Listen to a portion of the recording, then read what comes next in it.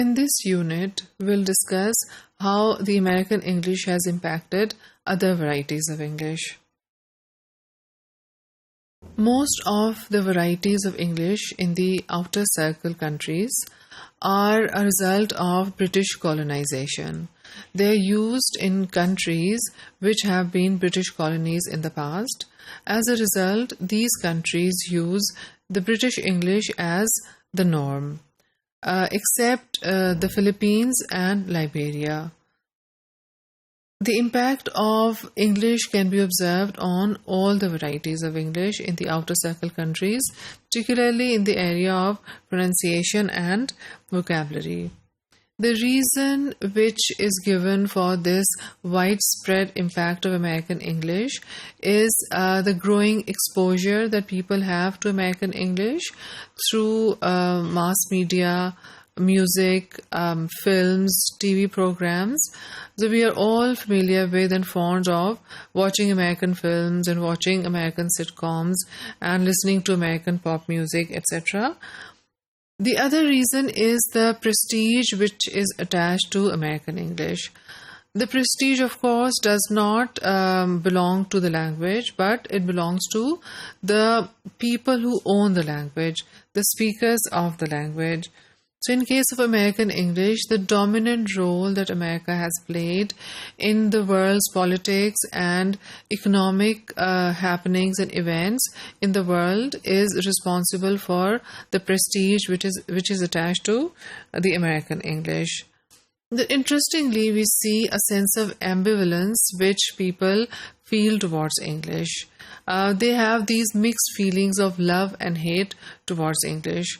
On one hand, they want to adopt American English, use American pronunciation and American vocabulary because they think it is fashionable and this will add to their personality, or they will look more fashionable or better educated if they use American pronunciation, accent, vocabulary, etc. But on the other hand, we have people who resist this impact of American English and fear that the influence of American English will lead to a loss of their own identity.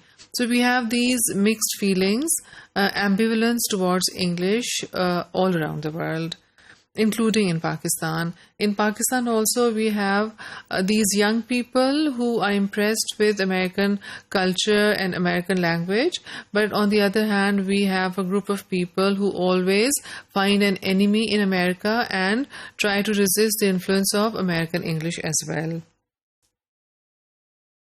The impact of American English is observed at different levels. For example, we see its impact on the level of lexis. We have words like gas, guys. We use these words all the time. My car has run out of gas. What are you doing, guys? Hi. People are gradually forgetting to say even salam and hello, and everybody greets each other. Those who speak English, they greet each other using hi. Similarly, we use the word movie. For example, have you watched so-and-so movie instead of film? Although movie is an American term and film is a British English word. Similarly, the word truck for lorry. Truck is also an American word, and Santa Claus instead of Christmas father. So all these are examples of vocabulary which users of English all around the world, not only the users of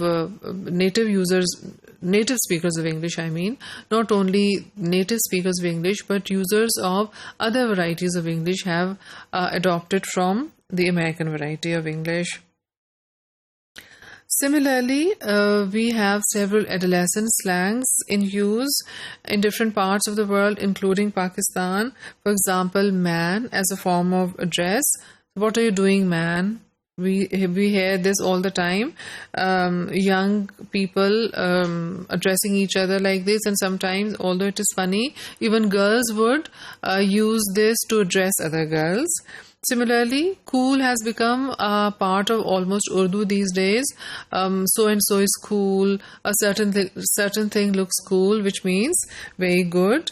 Similarly, we use this phrase a lot. Even I come across it in academic writing when I mark my students' work, figure things out, which is also an American phrase. And this is hugely popular in Pakistani English now. He's like, which means he says. For example, when girls want to say, my mother says you are lazy, they would say, my mother's like you are lazy. So he's like, she's like, etc. is also becoming very popular, which is actually an American phrase. Not only these more recent uses of American English, even some older uses that we make of English are based on American English. For example, to commute is an American term and not a British term. Similarly, fan, know how, break even, or let's face it, star, etc. All these are American terms or American uses of different words and not British uses of these words. In terms of pronunciation, we see the influence of American English again. For certain words, for example, the word research, the British English, in British English you would pronounce the word research, stressing the first syllable, whereas in American English it's research. So we see the American pronunciation gaining popularity. Similarly, the word schedule is hardly ever pronounced as schedule now, and everybody pronounces it as schedule. When I was studying in England, I noticed myself that even faculty at university would pronounce this word as schedule and not schedule, which shows that these American pronunciations are becoming popular or are gaining acceptability even in Britain itself. Similarly, lieutenant is used in American English for lieutenant. So we see that, and we see many speakers of English, speakers of other varieties of English, using the word lieutenant in place of lieutenant. We also notice a huge influence of American English on English spelling. For example, center, C-E-N-T-E-R, is the American spelling, whereas the British spelling is C-N-T-R-E, which is what we were taught in schools.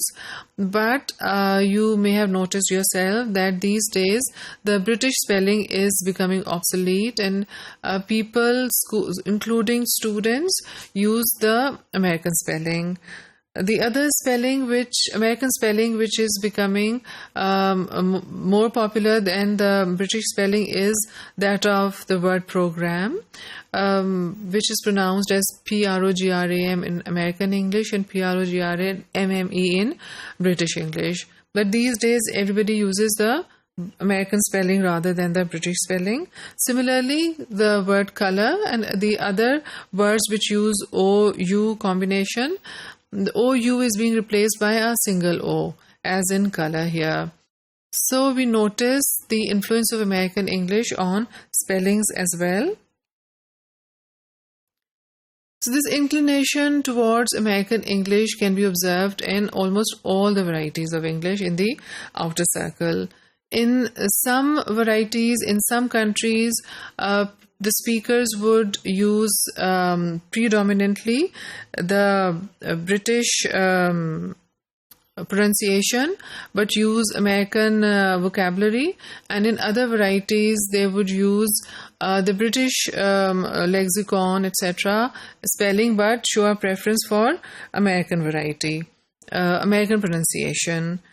So we see that the influence of American English in different varieties can be observed in different areas. In some countries, more noticeable influence is observed in case of pronunciation. In other countries, a more noticeable influence is observed on vocabulary.